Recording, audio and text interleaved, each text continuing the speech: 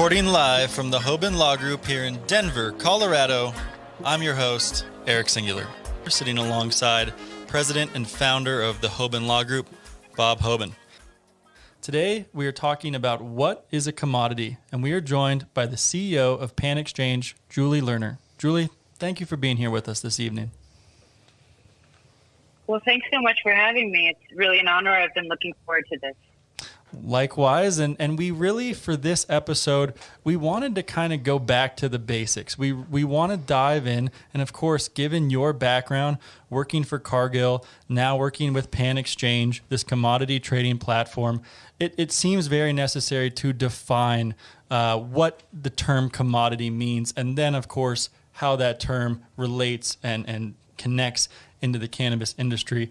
So, Julie, if you would, maybe tell us a little bit about your background, and then let's dive into just defining the word commodity.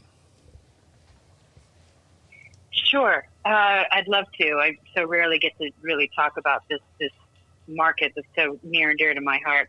I started my career with Cargill in Geneva, Switzerland, and later moved on to become their senior trader for Latin American sugar.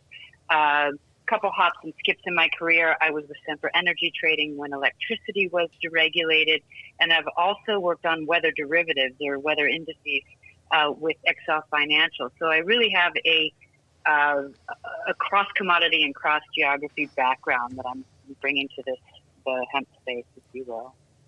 So what is a commodity in my mind? Interesting. So when you're speaking with natural resources, here's the funny thing. The word commodity is a misnomer. And what I mean by that is when you're negotiating a commodity, and it doesn't matter whether it's energy, metals, or agriculture, you have up to 12 different variables that you need to negotiate and before you can conclude a purchase and sale contract, and all of them affect price. You need to talk about the specific quality, the quantity, the delivery window. Are you going to come get it at the farm gate, or do you want me to deliver it to you? How are we going to price this, and how are you going to pay for it? And so we believe that hemp is very much a commodity. It's in its infancy. But the interesting thing is, I know, Bob, that a lot of your listeners come from the marijuana space. As a Colorado company, we looked at this a few years ago, and I came away then and still am convinced today, marijuana is not a commodity, and I don't think it will become one.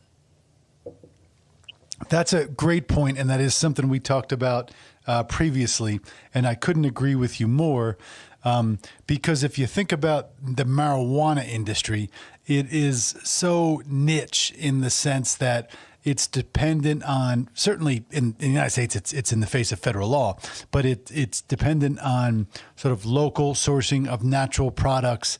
It doesn't necessarily go to bulk pricing and international transport. And I do have a theory that industrial hemp in the aggregate fills all of the needs globally for what the cannabis plant can do. In effect, you don't need marijuana when the cannabis plant is commoditized as industrial hemp, because there's enough THC in an acre of industrial hemp, even at 0.3%, to supply, refine, and otherwise a pharmaceutical company or a research and development company or an ingredient manufacturer. So some of those things seem to hold true as you juxtapose marijuana versus hemp.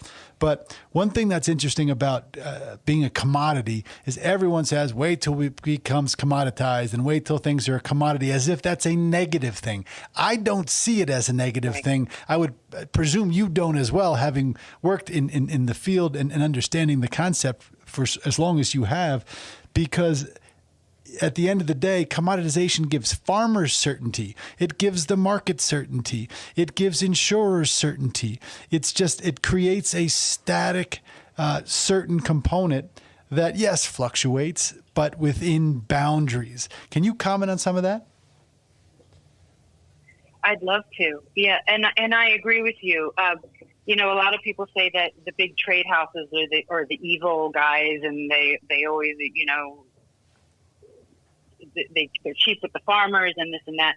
The reality is that's a sign of market maturation, where they play a really important role. They take counterparty risk, which is huge in this space, as you know. They take transportation risk. They can store it. I'm looking forward to the day when we have that. Commoditization also means that we've got some sense of stability, which is different from liquidity, from volatility. So we've got this stability and liquidity, and we'll get there for sure. And we're on our way. It's a rapidly evolving market. But so I had the good fortune of being invited to the University of Colorado symposium on commodities. They have a JP Morgan Commodity Center, and I submitted a paper on the 7 stages of market maturation. If anybody wants to geek out on commodities like me, it's actually posted on our blog. But in a super condensed version of what you're talking about, we could take, if you look at it as a timeline, on the far right, you've got wheat, corn, and soy, your cash crops. And these are fully mature markets. They're as commoditized as they can get with regard to futures contracts for hedging. There's nearly perfect competition, and that forces trade houses to focus on deal flow and operating efficiency to improve profitability. So let's go to the far left. Let's go to the beginning. And I think that we could look at hemp, fiber, and herd as the first stage of market maturation. And please cut me off if I'm getting too nerdy on this. So fiber and herd is at the embryonic stage of a market. So at this point, the market is all about surety of supply. So we have farmers coming to us for hemp and fiber and for fiber and herd, saying, hey, when are you going to build a market for this? Let's, connect me with buyers. And as much as it pains me, I have to say to them, no, you need to go directly and to the buyers and build your relationships. You need to grow for spec. And what I mean by that is it's super important to get it right with regard to, say, if you're talking plastics and hempcrete, the durability of it. It's important to know that the raw material is not too sticky that's going to jam the processing equipment, or too dusty that's a fire hazard. So you need to work with these entities, build long-term relationships, and then you have to prove it again the next year. We're not even there yet. Prove that you can grow the same product consistently in the next year. And so I think the CBD, hemp for CBD, is in the next phase. And so what happens there is, and the Farm Bill definitely pushed it forward in this market, is that suddenly you have a plethora of suppliers. And usually when this happens in a market, the new guys are either geographically advantageous to the incumbents or have a better technology, which means that they can offer a lower price. So all this is happening at once, where suddenly surety of supply is not as important. It's all there. You're going to get your biomass when you need it. And that's where Panxchange comes in. So we're able to bring transparency with our benchmark pricing. There's real dialogue around price now. Price is the biggest thing that matters. So we have this bilateral market. We're building the cash market. We definitely have a ways to go in building liquidity, which I hope comes more this year. I think what's next for CBD is the more efficient cash market, which is also called the spot market, what we do. So as you guys know, some M&A is happening. The buyers and sellers will become known to one another. There'll be trust in the marketplace. Reputations will be built. And it allows us to negotiate the product by specifications, not by COAs and samples. And all this is happening. Panxchange is building a historical database of benchmark prices. So very soon, we hope that we'll be working with the futures exchange to offer a futures contract to fully hedge price risk. Well, the price risk element is extremely interesting, and I'd like to talk about how you build those into contracts, et cetera. But let's drill into some of the indexing that you talked about, because at the end of the day, there's a lot of challenges with building a pricing index in an industry that, let's face it, a fact's a fact. In the United States, at least, the FDA does not regulate these CBD products. So to evaluate a static marketplace is a bit of a misnomer, and pricing is known to go high and low and deteriorate over time and reflect very sensitively to even the slightest indication of a market downturn or a market upturn. So how do you gather appropriate data? How do you ensure that the data is reflective, and how do you ensure that you have the right processes in place to update that data, not because of a knee-jerk reaction like so many of the data sources tend to do, but in a way that reflects more of a gradual change in the market versus those herky-jerky changes that tend to stabilize over time? Sure. I really appreciate that question. So we follow IOSCO guidelines. It's not the same entity that regulates the seed market here in the U.S. This is the only entity worldwide, it's European-based, that issues guidelines and approves benchmark pricing. And we absolutely follow those guidelines. So we don't launch a new mark until we're confident that we have a consistent and balanced pool of price submitters. So it's important to note that in our prices, we only allow growers, processors, trade houses, and end users that meet our vetting process for the trading platform. There are no brokers, no analysts, no industry association reps. The people who are involved in the price submission program must have skin in the game and pass our vetting process. Well, I want to pick up this point because it's so near and dear to my heart, which is the forward contracting element for farmers. And as you said, and it is just so true, this is an immature market. We are definitely on the far left side of the stages of maturation on the path to becoming a true commodity. I'd be interested if you could talk a little bit about what we saw last year in 2019 with hemp farming. As you mentioned, the abundance of biomass, the CBD biomass that just kind of is sitting around at this point, what you're expecting for 2020, because not only is forward contracting important for all the things we've talked about, but it is also important for crop insurance, for financing purposes. If you can't assign a dollar amount to the crop that you're growing and something goes wrong, what do you do? Absolutely. I mean, look, the elephant in the room, let's discuss it. There is a lack of commercial buyers in the hemp space. And that's something that we need to see more of going forward. Part of it is due in part because of vertically integrated players out of the gate who ended up with a surplus themselves. And the cold hard fact is that from January to July, biomass prices fell 84%. So the interesting thing here, and something that I'm looking forward to discussing with you guys much more, is how to contract against a benchmark price to eliminate your price risk.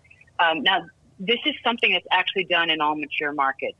So when you're negotiating fixed price contracts, even if it's for 3 weeks in advance, as opposed to 3 months in advance, that's a sign of an immature market when you have tools at the ready to avoid this price risk.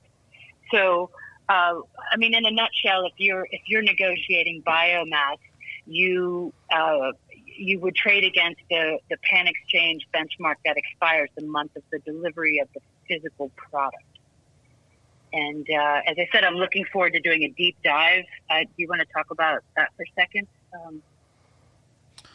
Well, absolutely. Where we're going with that? Well, certainly. And I believe that is going to be the hour-long webinar on June 25th at noon Mountain Time that you, yourself, and Bob will be a part of, which we will share through our materials so that we can get that out there, because these are very, very important topics and issues that really anybody who's growing hemp this year, anybody who's a part of that supply chain needs to be thinking about. I would, if you wouldn't mind just for a moment, talking about what does it mean to trade on spec? What is the difference between futures and forwards? Just give us a sense of, for any farmers who are listening, for anybody who's simply in this position right now, maybe they're growing a crop, they bought the seeds, they're growing a crop, but they don't even have an end buyer that they've identified, because as you mentioned, there really aren't that many out there. What would you advise them to do today to just try to get some security for themselves? Sure. So let me unpack a little bit of that. The trading on spec means trading as per specifications. There's an adage in mature markets that you're only as good as your last trade. And that's because even though these markets are global, the big players are all known to each other. And if you default once, it may be your last trade. Your word is your bond. Relationships matter. So bringing that back to trading on spec, what it means is that a seller comes online and will say, for example, I have 10,000 pounds of milled biomass with 10% CBD. This is the price I'm looking at, and then you negotiate negotiate all the terms and the price and so forth, and you lock in the deal. It's not until the title transfer, when the goods move from seller to buyer, that you test the product. So, it was a little bit soul crushing for me as the person who designed this platform when our director of hemp came to me and said, we have to disable automatic matching on the platform because no buyer is going to accept an offer until they see the COA and oftentimes a lab result. There's no way we're going to build a liquid market until we can move past that phase. So that's the trading on spec. Futures versus forwards. I do have another blog post that talks about the lingo here, and it does get confusing. In commodities, a futures contract is a derivative of the underlying cash market. That's the market we're in, right? The actual deal flow from farm to processor. And a forward contract is the negotiation of that physical price. So we don't have a futures market yet, and I certainly hope we get there soon. Well, I hope we get there soon as well. When you talk about futures, you talk about trading things on paper that don't yet exist.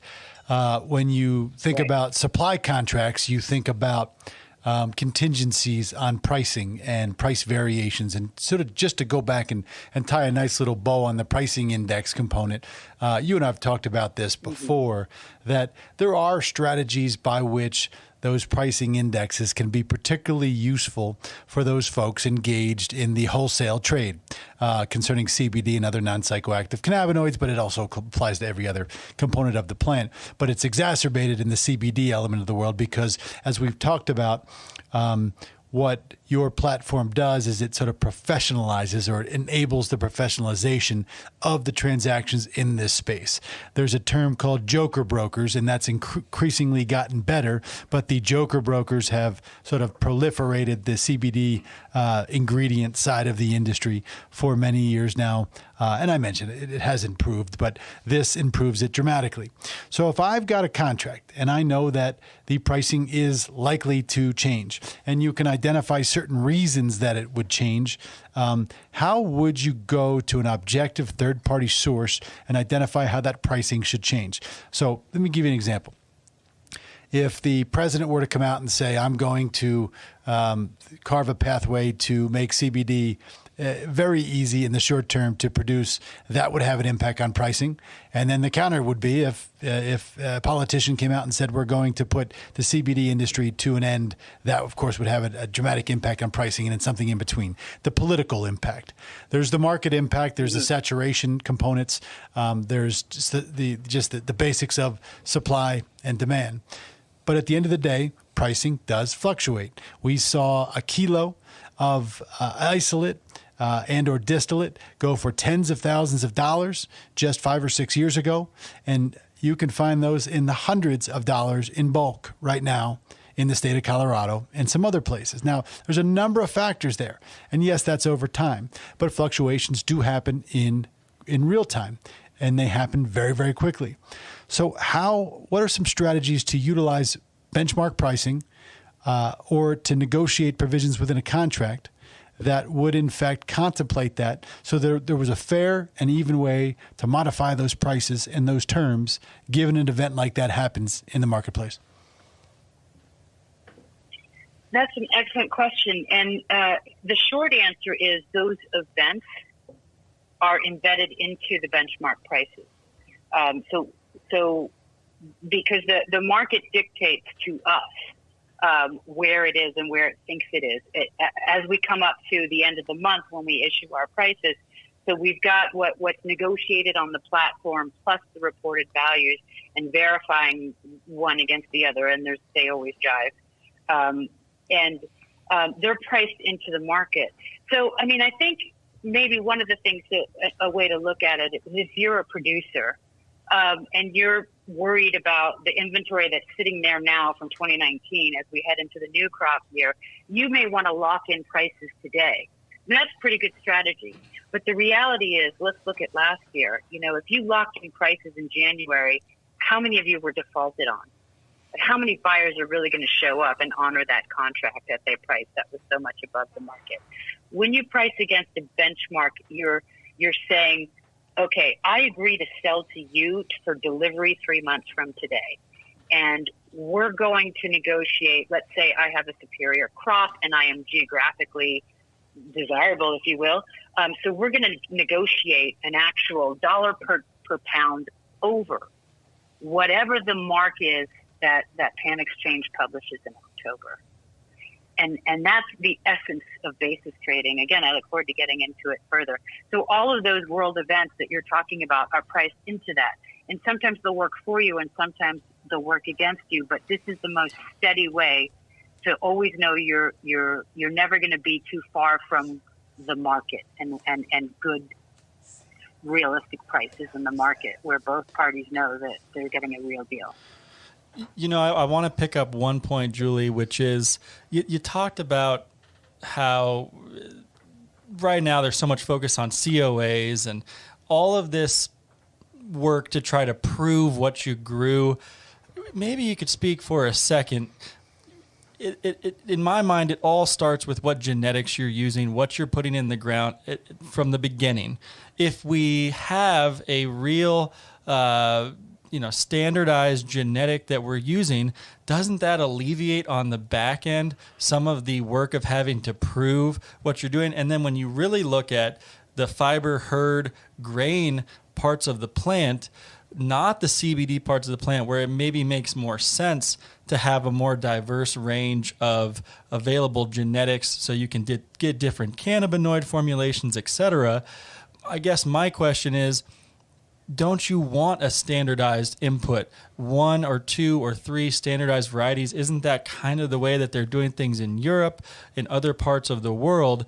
I look to the Canadian grain markets. There's a certain amount of Canadian grain varieties. They've been growing them for decades and decades and decades. And now it's kind of at the point where it's like, well, why do we really want any other varieties? We have something that works. We have I don't know at what level of maturation or stage of maturation you would consider the Canadian grain market for hemp, but probably more mature than the U.S. I guess, what are your thoughts on the seed genetics, just that starting point for farmers, how that plays into the whole commodity exchange, benchmarking, price risk components? Yeah, absolutely. A standardized seed produces a standardized crop, in short, right? But we don't. We want to give some freedom of movement, right? So obviously you're going to have different seeds for different cannabinoids, and you're going to have different seeds for fiber and herd than you would for the CBD CBG market. There should be some variety too, of course, to account for geography. You're going to want a different seed in Minnesota than you will in Florida, for example, based on sunshine and climate and temperatures. So I'm all for that, and that is also another aspect that needs to happen.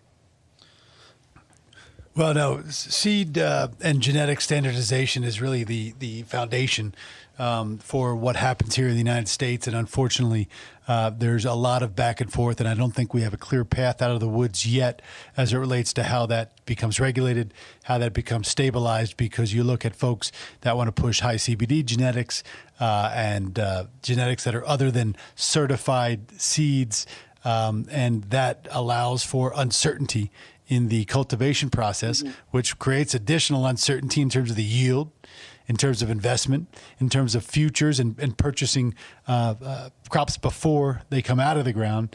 And those are all challenges that directly impact the viability of this being commoditized, so to speak. But, this is it's a fascinating topic, and you've said it all, but I do think that one of the two takeaways, there's so many takeaways, but one really big one is marijuana is probably not commoditized. But industrial hemp certainly is, will continue to be, or will sort of become more prominently displayed in that light as the infrastructure develops to take a plant and bring it into multiple sectors in the marketplace. Julie, I have one more question for you, if you will, which is you come from this background, working for Cargill, working in these other amazing industries. You have all this knowledge about commoditization. I want to know what excites you once hemp does go through some more of these stages and we get a more mature market. Is it perhaps the carbon credits, or just what are those things that will become available once this does really become commoditized? Because you've seen it happen before. You've seen what becomes available for another industry or for another commodity when you finally get there. I'm just interested in what excites you the most once we get to stage 7, perhaps. Oh, wow. Wow, I've never been asked that question. That's a digger. I'm digging. Yeah, we're going to dig deep for that.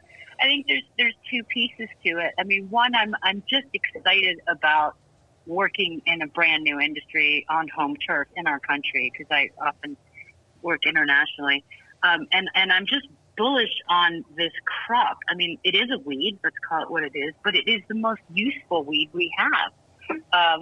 To your point, carbon credits, it's carbon friendly. It takes up less area than cotton farming for textiles, and it's environmentally friendly for hempcrete and plastics and so forth. So that's one area that I'm excited about. The second one is just being able to be an active participant in growing this market. We don't often get new markets, new commodities.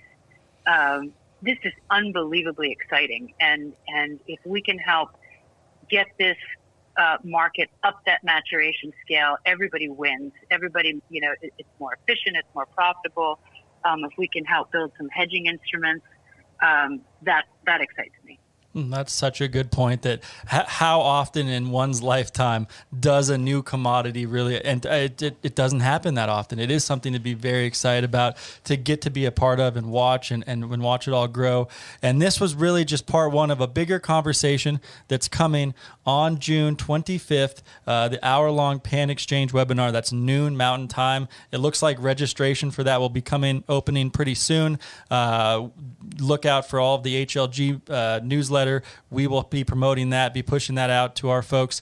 Julie, it's been such a pleasure to have you on. You're a wealth of knowledge. You're doing such excellent work to make this commoditization occur, hopefully faster than sooner rather than later, I guess.